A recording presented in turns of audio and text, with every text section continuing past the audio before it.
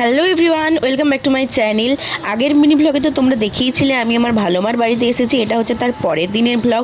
সকালবেলাতে আমরা রেডি হয়ে চলে যাচ্ছি তমলুক শহরে মা বর্গভীমার মন্দিরে। তো দেখো মন্দিরের সামনে খুব বড় একটা সিঁড়ি আছে, আর এটা হচ্ছে সতীর 51 পীঠের মধ্যে প্রথম পীঠ। তো এখানে হচ্ছে কালী পুজো, দুর্গা পুজো, তার সাথে সাথেও নববর্ষে খুব বড় করে পুজো হয়। কিন্তু আমরা গিয়েছিলাম এমনি ডেটে, তাতেই ছিল প্রচণ্ড ভিড়। সকাল সকালে আমরা পুজোটা দিয়ে সেরে ফেললাম। তো দেখো মন্দিরটার গায়ে খুব সুন্দর নিখুঁত কি সুন্দর পোড়ামাটির কাজ করা আছে। দেখো এখানে কত ঠাকুর দেবতার ছবি আছে, তার সাথে সাথে কত সুন্দর নকশা আছে। আমি ঠিক এই নকশাগুলোকে কি বলে আমি জানি না। তো তারপরে মন্দিরের পাশে একটা গাছ আছে, যেখানে সবাই সবার মনস্কামনা জানায় ঠাকুরকে। আর এখানে দেখো একটু সিঁদুর দিয়ে প্রণাম করে নিচ্ছে ভালো মা। আর তার পাশেই ছিল ঠাকুরের পুকুর, আর এই পুকুরেই হতো সেই শোল মাছ, যেই শোল মাছ দিয়ে ঠাকুরের মানে নিত্য দিনে ঠাকুরকে দেওয়া হতো এই শোল মাছ। আর তার সাথে সাথে আমরা ওখানে ভোগও খেয়ে নিয়েছিলাম, তো যেটা দেখাচ্ছি পরের ব্লগে। বাই।